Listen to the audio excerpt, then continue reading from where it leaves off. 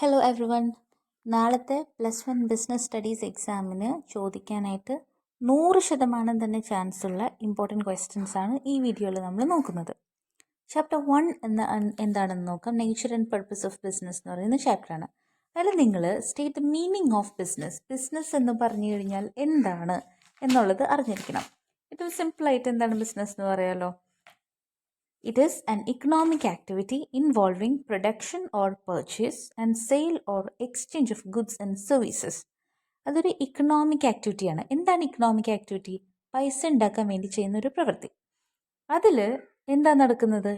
Involving production or purchase. ഒന്നുകിൽ produce ചെയ്യുന്നു, അതല്ലെങ്കിൽ സാധനങ്ങൾ പർച്ചേസ് ചെയ്യുന്നു, മേടിക്കുന്നു. അതിൻ്റെ കൂടെ ആൻഡ് സെയിൽ ഓർ എക്സ്ചേഞ്ച്, അത് വിൽക്കുന്നു അല്ലെങ്കിൽ എക്സ്ചേഞ്ച് ചെയ്യുന്നു. എന്താണ് വിൽക്കയിൽ എക്സ്ചേഞ്ച് ചെയ്യുന്നത്? Goods and services. With the motive of earning profit by satisfying human needs. ഇത് ചെയ്യുന്നത് പ്രോഫിറ്റ് ഉണ്ടാക്കാൻ വേണ്ടിയിട്ടാണ്. ഇങ്ങനെ ചെയ്താൽ ഹ്യൂമൻസിൻ്റെ ആവശ്യങ്ങൾ സാറ്റിസ്ഫൈഡ് ആക്കാനായിട്ട് സാധിക്കും. സോ ഇതാണ് മീനിങ് ഓഫ് ബിസിനസ്സിൽ നിങ്ങൾക്ക് എഴുതാൻ പറ്റുന്ന കാര്യം. Okay, then next one economic and non economic activities നോക്കണം. ഇക്കണോമിക് ആക്ടിവിറ്റീസ് എന്താണ്? Those activities undertaken by people with the object of earning money for livelihood. അതായത് ലൈവ്ലിഹുഡ്, പൈസ ഉണ്ടാക്കാൻ വേണ്ടി ചെയ്യുന്ന ആക്ടിവിറ്റീസ് ആണ് ഇക്കണോമിക് ആക്ടിവിറ്റീസ്, അല്ലേ? അതായത് ഇപ്പോൾ എക്സാമ്പിൾ എന്തൊക്കെയാണ് പറയുക? Production of goods in a factory, sale of goods by a shop keeper, accounting work done by an accountant. ഇതെല്ലാം ഇക്കണോമിക് ആക്ടിവിറ്റീസ് ആണ്. നോൺ ഇക്കണോമിക് എന്താണ്? ഇതിൻ്റെ നേരെ opposite. Activities undertaken by people to satisfy their personal, psychological, social and religious needs etcetera. അതായത് social, economic അങ്ങനത്തെ activities ചെയ്യില്ലേ? Social, അതേപോലെ തന്നെ മറ്റേ റിലീജിയസ്, സൈക്കോളജിക്കൽ അങ്ങനത്തെ ആക്ടിവിറ്റീസ് ഒക്കെ ചെയ്യുന്നു. എന്തിനാണ്? നമ്മുടെ പൈസ റിലേറ്റഡ് ആയിട്ട് ഉള്ള കാര്യങ്ങൾ അല്ലാത്ത നീഡ്സ് സാറ്റിസ്ഫൈ ചെയ്യാനായിട്ട്.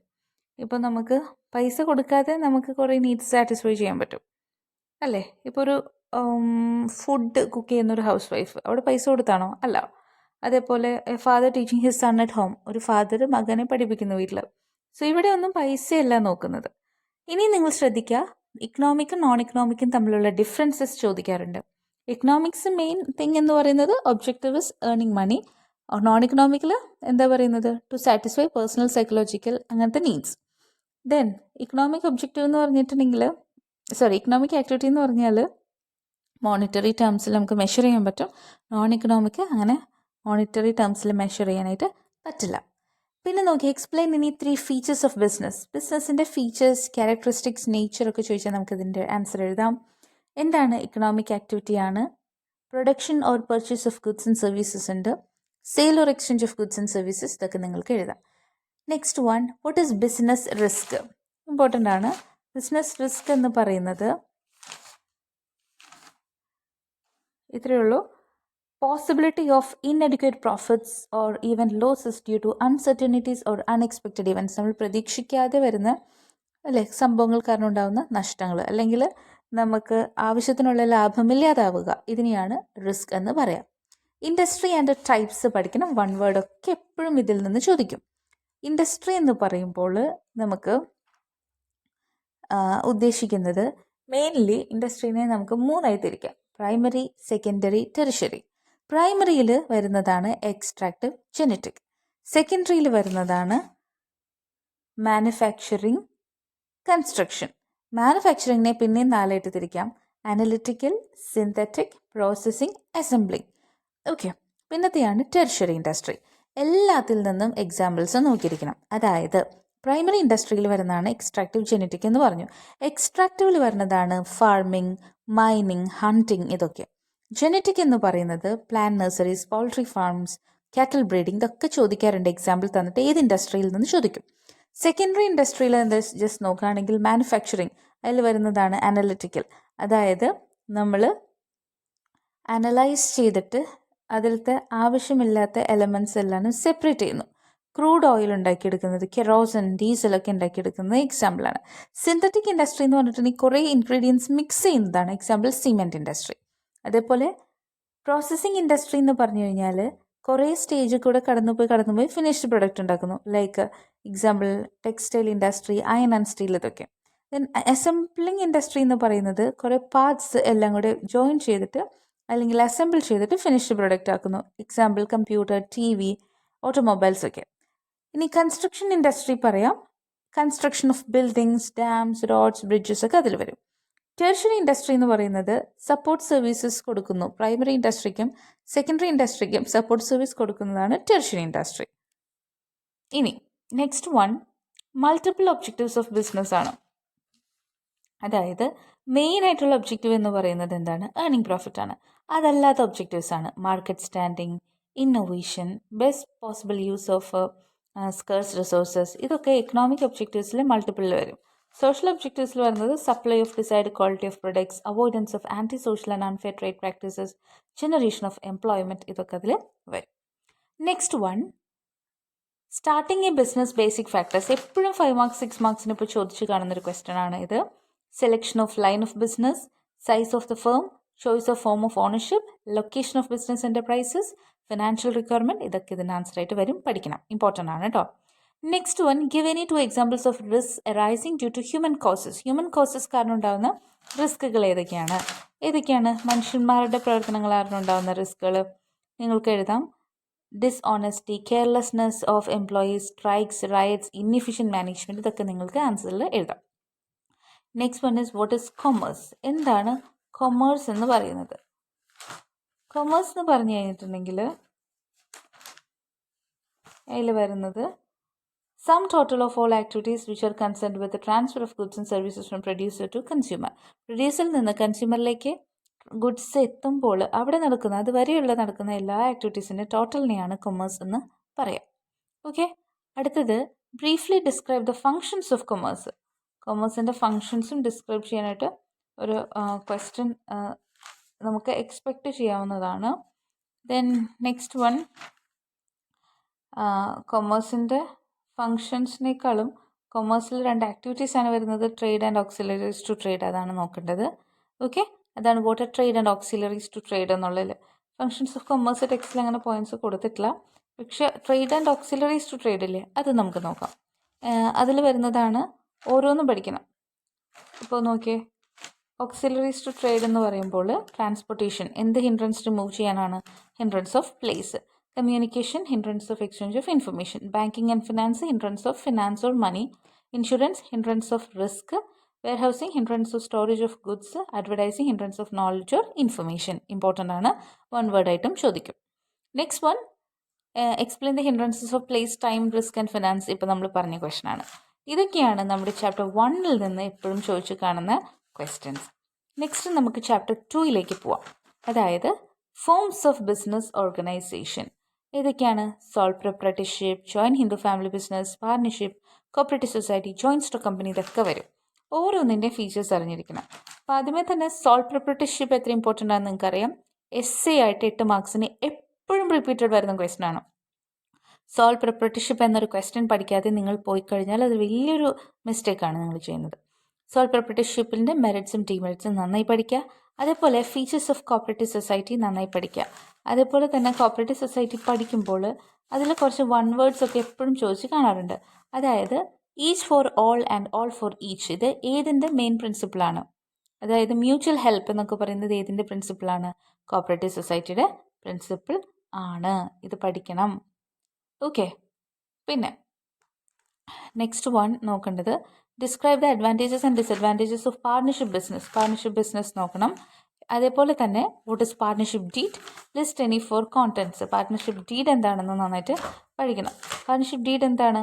അതൊരു ഡോക്യുമെൻ്റ് ആണ്. അതൊരു ഒരു റിസൾട്ട് ഓഫ് എഗ്രിമെൻ്റ് ആണ്. Partnership deed is a result of an agreement between 2 or more persons to do business. അതെന്താവാം? The agreement may be oral or written. When the agreement is in writing, it is called a partnership deed or articles of partnership.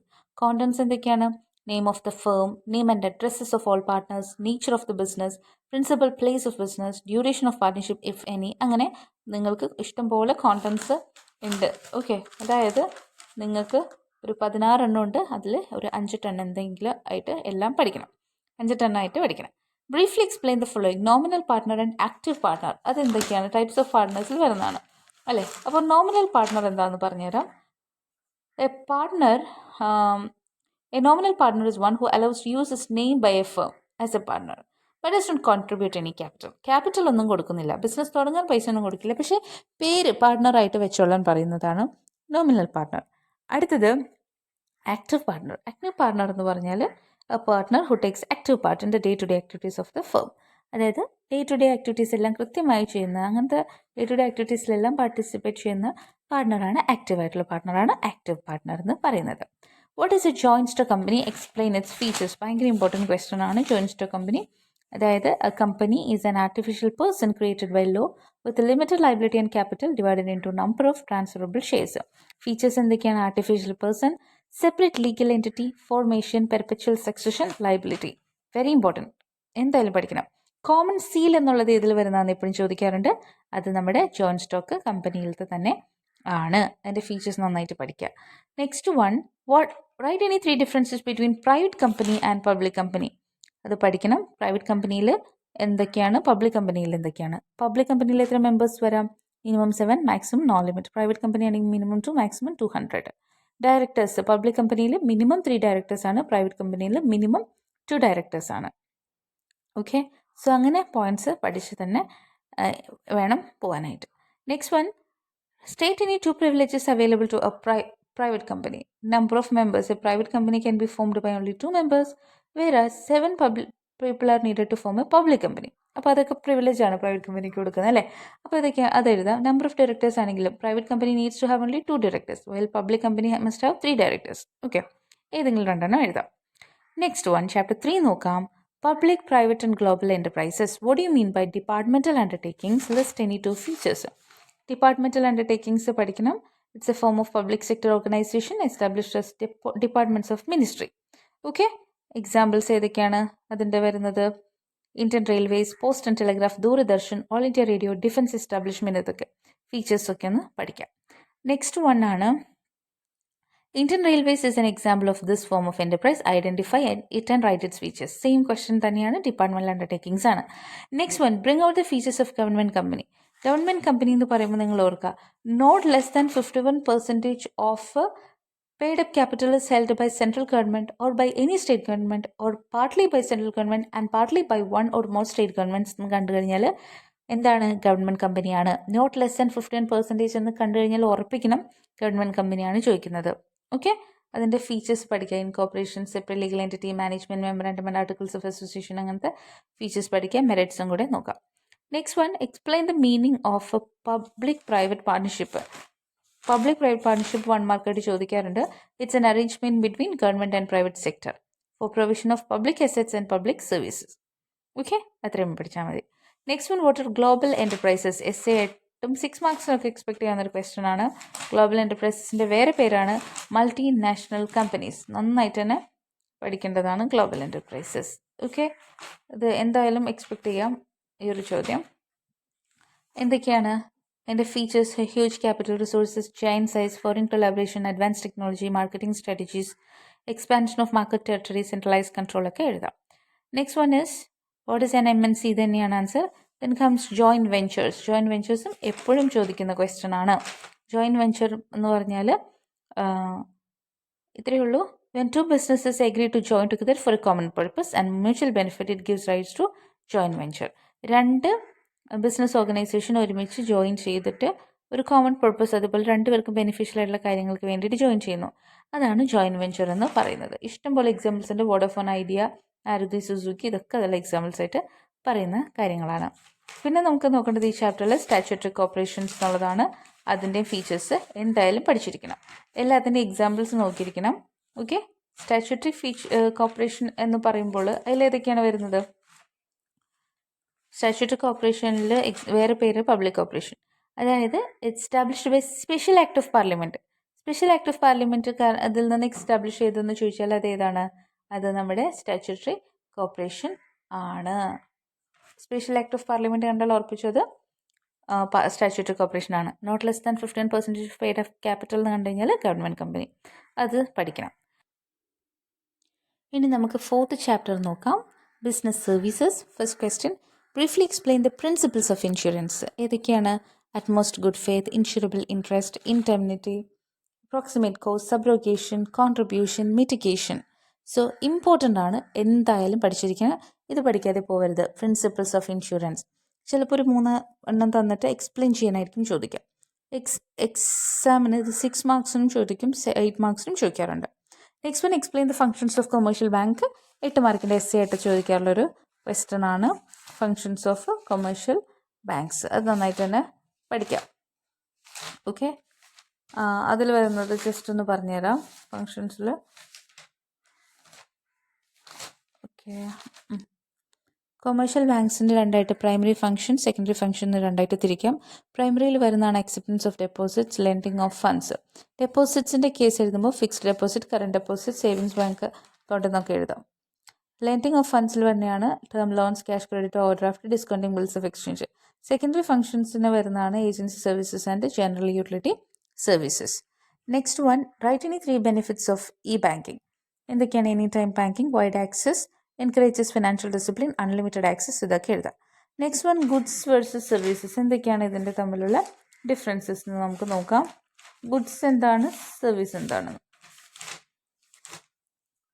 അതിൽ വരുന്നത് goods എന്ന് പറഞ്ഞു കഴിഞ്ഞാൽ physical products ആണ്, services intangible ആണ്.